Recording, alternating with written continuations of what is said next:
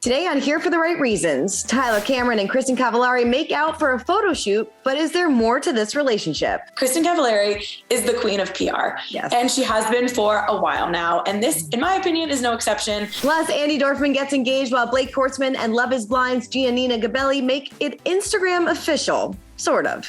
And then to go to Rome, I mean, at the most 3-4 months into your relationship, I know reality stars move quick, but that's a big step. And Jason Tartick gives us an update on his wedding plans to Caitlin Bristow. So this will be a once in a lifetime opportunity for us to bring like our life's work, all the people that we love in one room in Nashville, Tennessee. We've got that plus so much more on today's Here for the Right Reasons. Hey guys, Christina Garibaldi here with Us Weekly senior editor Sarah Heron. Sarah, welcome to another week of Here for the Right Reasons. Lots of news to get to this week. Yes, as always, the Bachelor stars never sleep. And so as a result, neither do we. That is very, very true. I know last week's show got you guys talking. So Sarah, what did everybody have to say?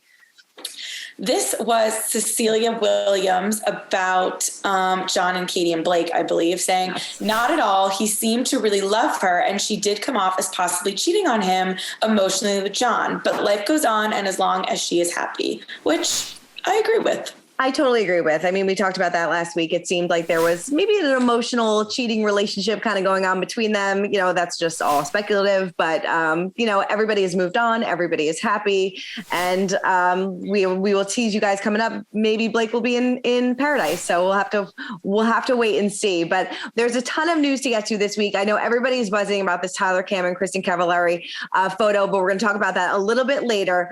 But for now, let's talk about the other photo that everybody was talking about, and that is Blake Hortzman and Giannina from Love is Blind. They kind of made it Instagram official. We've been talking about this relationship for quite some time. They met while filming an upcoming reality TV show, but she posted a photo with him on April 3rd via her Instagram stories, blocking his face, but we totally know that it was him. They've been in Rome, or they were in Rome celebrating her 29th birthday, and she recently responded to a fan who asked about her trip saying, I can't officially post him right now because we did a project together that hasn't been announced yet. I'm really happy to be sharing these moments together in private for now. So yeah, I know that Sarah, you've been reporting on them since back in like December. People were talking about that they were maybe possibly dating. Yeah, Blake kind of went MIA on his podcast back November, late November, early December, and had his roommate Elise, who was from Colton season, fill in for him on the podcast because he was doing a mystery project, couldn't announce it. There's been a lot of reports that it's some Paramount Plus reality show with people from all different reality shows competing for some sort of cash prize, which checks out. Yep. And Giannina is reportedly one of them as well. And yeah, I guess they must have really hit it off quite quickly on this reality show that I think only filmed probably like 3-ish weeks based on how long Blake was gone from social. And then since New Year's Eve, they've been posting from the same background. And pretty frequently, I think at least once a week, you can hear her laughing in the background of his stories, or you can tell that they're at the same concert. They're posting similar Instagram stories. And then to go to Rome, I mean, at the most 3-4 months into your relationship, I know reality stars move quick, but that's a big step to go to Rome. And they obviously they can't post together because of whatever this show is. I don't think it's a dating show though. So I'm kind of confused why they can't just confirm it, but maybe we have the details are wrong that have been out there about the show. But I mean, the photo blocking his head is just so ridiculous. Yeah. I mean, I guess they're kind of keeping us on our toes a little bit, but yeah, it seems like you said, moving at a very quick pace. I guess a relationship can make or break, or a vacation can make or break a relationship, but it seems like they're still going strong. So good for them. So we'll have to wait and see. Yeah. So I would love to know what everybody thinks about this relationship. So let us know. Do we ship? Yeah. Do we ship? I think I ship. I like Blake. I've interviewed Blake a handful of times. He definitely is very candid and he has a lot to say about The Bachelor, but then he still kind of capitalized on it. So it's kind of a weird relationship. And he definitely was not great during that stint in Paradise. There was a lot of stuff that went wrong there. And I think Giannina was also kind of controversial though, a little bit with her relationship with Damien. He ended up kind of being the bad guy by the reunion with all his stuff with the girl from Too Hot to Handle. But I oddly think sometimes two people who did some things wrong, but also scarred by reality TV, I could see that being a bond. I also could see maybe like an unhealthy obsession with reality TV. If that's like all they talk about. I don't know. I'm not there, but I'm very intrigued by these two. I am too. I love love a good reality TV crossover too. So here for it. Me too. Speaking of Italy, Andy Dorfman and her boyfriend Blaine Hart are officially engaged, and they actually reconnected in Italy last summer. The former Bachelorette revealed that he popped the question on their spot in the beach in Los Angeles, telling people, "I don't even remember what he said. I just remember hugging him and crying. I didn't even remember seeing the ring at first. And then after, the best part was he told me instead of dinner, we were going to stay the night at a hotel in Bel Air. So we drove home to pack a bag. And when I opened the door to our home, both of our families, my closest friends were there to surprise me. That's when I really started bawling. My niece and nephew came running up to us. It was adorable. And it turns out Blaine had been planning with my family and friends for a month to get it all organized. And I had absolutely no clue." Very nice. Happy for her. Happy for her. It's kind of an interesting story. I mean, I read both of her books. I've been an Andy fan for a while. Over the summer, she was in Italy with her friends. They reconnect. I can't remember if it was a dating app or Instagram, but they reconnected and realized they were both in Italy. They had met 15 years ago through a mutual friend. Her and her friend went to go meet him for a drink. They've been enamored with each other ever since. Less than a year later, engaged. When you know, you know. You know, it was meant to be. Yeah. So she is very happy, planning her wedding. She just celebrated her 35th birthday. So I'm sure wedding bells will be right around the corner. So good for them. I don't think they're going to waste any time. She, I think, has wanted this for a while. As we know, she was the Bachelorette in 2015 or something. It's been a minute. 2014 even. Yeah. Yeah. Well, Blake Moynes, as we mentioned him earlier, he is weighing in on a potential return to Bachelor in Paradise, and kind of a surprise. It sounds like it isn't completely off the table. During an Instagram story Q&A, Blake responded to a question about appearing on reality TV again, joking, "Duh, Paradise, count it down. Can't wait to get back on the beach, get back into it." But then he added, "Probably not. Never say never, but not unless it was a great opportunity for something, but I'd like to not." He's going. I feel like he's going to Paradise. You know what's so interesting about Blake is I feel like he was kind of played this game where he wasn't going to play the game anymore. I'm done with this show, after the Katie John thing. And now I think it's been a minute and he realized, okay, Katie and I, we're not meant to be. Who am I to not capitalize on the Bachelor fame? Why would I be above it? And now he's playing the game a lot with these cryptic stuff. Totally. Yeah. He's totally playing the game. He's totally going to be on the beach and we'll have to sit through that once again. Yeah, exactly. All right. Well, April Fool's Day came early this year for Arie Luyendyk Jr. as he panicked when he saw a pregnancy test on his and Lauren's sink. He captioned the photo at Lauren Luyendyk, "I just about had a heart attack," as he zoomed into the not pregnant result. Now, this social media upload came 4 years after the former reality stars faked out fans with a fake baby bump photo. At the time, he wrote, "I do have sympathy for women struggling from infertility. My April Fool's prank was in no way meant to offend women who struggle with that. I apologize if you were affected personally by my post." Seems like he didn't really learn his lesson. I mean, the April Fool's Day jokes, one are I'm over it for so many reasons. Social media has made April Fool's Day just not a thing that we need to be doing, I feel like. And also, I don't know how many times people have to say that they're offended by pregnancy, whatever. And I don't know what that's like. I can't speak to it, but it's very well established that it never goes over well. So why bother anymore? And even if they had this intimate moment between the two of them, Lauren pranking Arie, why do we need to see it after they already have gotten crap for this before? Right. And he just had a vasectomy too. And so they've been through all this and they went through it again. He apologized for this. I just didn't, it was a poor taste in jokes, I guess. I don't know. As always. Never a good idea. Never a good idea. Keep it to yourself. All right, let's get into our interview of the week. I recently sat down with Jason Tardik, who gave an update on his wedding plans to Caitlin Bristow. Is 2022 still the plan? What can you tell me about the wedding stuff? I have been in charge of what I would say is the wedding planner negotiations. We now have what we have locked in. We're on the final detail that's getting all put together for our wedding planner. Ironically enough, it's the same wedding planner that Jared and Ashley used. Nice. And we were just so impressed at that wedding that it was a really, really a good fit. And so when Caitlin gets back in about a week, we are going to start looking at venues here in Nashville.